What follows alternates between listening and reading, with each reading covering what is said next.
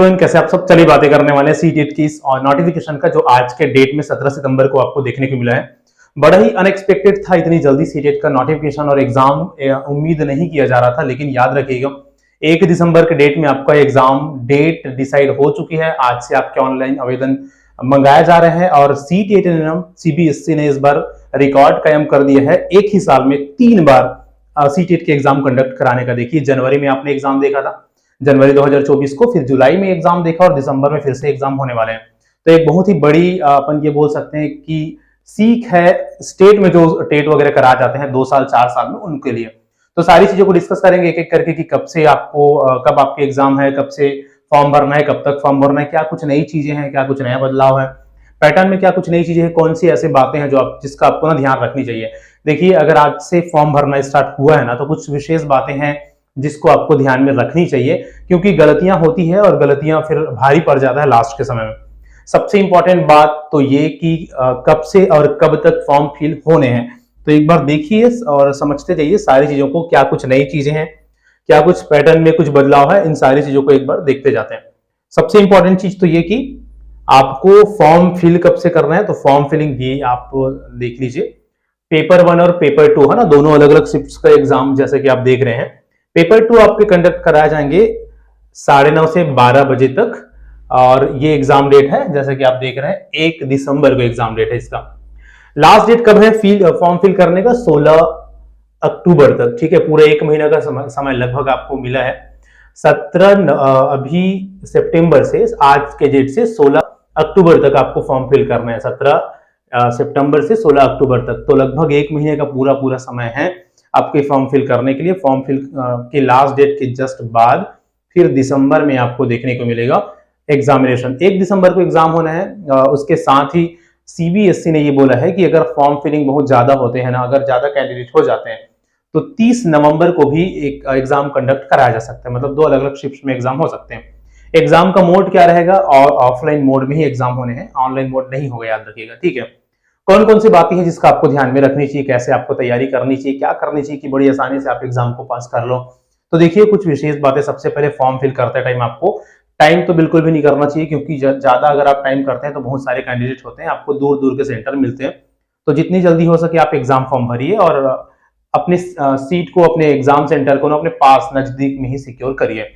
दूसरी बात, कई लोगों का क्वेश्चन था कि जो फॉर्म फिल करते टाइम सब्जेक्ट का चयन करना होता है। सेकेंड पेपर का जो चयन करते हैं आप लोग, हिंदी और second paper English, most of the जो कैंडिडेट्स है वो चयन करते हैं। कई लोगों का क्वेश्चन होता है कि क्या इंग्लिश की जगह में दूसरे सब्जेक्ट भी चूज कर सकते हैं? तो डेफिनेटली आप दूसरा सब्जेक्ट भी चूज कर सकते हैं, जैसे संस्कृत। संस्कृत भी अगर आपको लगता है कि आप इंग्लिश से ज्यादा अच्छा संस्कृत को बना सकते हैं, तो डेफिनेटली सेकंड लैंग्वेज के रूप में आप संस्कृत को ले सकते हैं। लेकिन याद रखिएगा, वो भी ज्यादा इजी आपको नहीं पड़ेगा, संस्कृत भी कॉम्प्लेक्स क्वेश्चन पूछे जाते हैं उससे। ठीक है, तो इंग्लिश में थोड़ा बहुत अगर आप कंफर्टेबल है तो इंग्लिश ही रहने दीजिए सेकंड पेपर में, वो सही रहेगा। पेपर सॉल्व करते टाइम उसको आप ध्यान में रखिए करिए। एग्जाम से रिलेटेड सारे डिटेल इस तरह से है। आज से फॉर्म चालू है और 16 अक्टूबर तक आपको फॉर्म फिल करना है। लगभग 1 महीने का आपके पास समय है।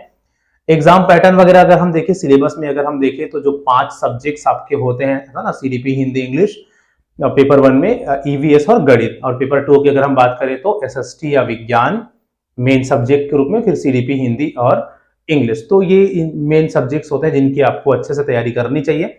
अगर आप सिलेक्शन चाह रहे हैं तो अभी से अपना प्रिपरेशन स्टार्ट कर दीजिए। जहां से भी, जो भी बुक्स, जो भी चैनल, जो भी यूट्यूब से आप क्लासेस देते हैं, क्लासेस देखते हैं, वो सफिशिएंट होगा। कोई आपको यहाँ पर इस कोर्स के लिए या इस को पास करने के लिए कोई पेड क्लास और इन सब चीजों की जरूरत नहीं है।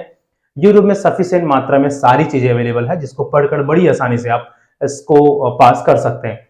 पासिंग मार्क्स आप सबको आई होप पता होगा, ओबीसी, एसटी, एससी की अगर हम बात करें तो इसको लेकर भी खासे कंफ्यूजन होती है। 55% लाना होता है एसटी, एससी, ओबीसी को, और 60% लाना होता है जनरल के कैंडिडेट को। तो 55% कहां पर होते हैं? तो क्योंकि देखिए, याद रखिएगा, 55% क्या होता है, 82.5 जो मार्क्स है, 82.5 मार्क्स है, वो 55% होते हैं, 82.5 मार्क्स। लेकिन क्योंकि ये माइनस मार्किंग नहीं है, इस कारण से पॉइंट में तो नंबर कम ही आते हैं। इस कारण से 82 मार्क्स को भी एलिजिबल किया जाता है, याद रखिएगा, 82 मार्क्स वाले को भी एलिजिबल किया जाता है, 82 नंबर। और अगर हम जनरल की बात करें तो जनरल में आपको लाने होते हैं 90 नंबर, है ना, 90 मार्क्स टोटल, 60%। तो इस तरह से इसकी चीजें होती है। तो जो भी अभी तक टेट नहीं निकाल पाए हैं उसको एग्जाम दिलाइए, आने वाले आपकी भर्ती के लिए अपने आप को सिक्योर करिए। और सबसे इंपॉर्टेंट बात, अभी जैसे कि आप सबको पता है कि एक सी टेट और टेट वाला मैटर भी चल रहा है, तो आई होप उसको साइड में रखकर पॉजिटिव माइंड से इसका प्रिपरेशन करिए, इसका फॉर्म भरिए। वो उनका जो भी फैसला आएगा वो देखा जाएगा। बाकी ज्यादा चांसेस है सीटेट बरकरार रहेगा, सीटेट का जो वैलिडिटी है वो, या सीटेट जो स्टेट में एलिजिबल है वो बनी रहेगी, इसके पूरे पूरे चांसेस है। तो सबको best of luck, form fill करिए। आई होप कि अगर अभी तक आपका सीटेट नहीं निकल पाया तो इस बार जरूर सीटेट निकल जाए। चलिए तो फिर मिलते हैं नेक्स्ट वीडियो में। Thank you so much.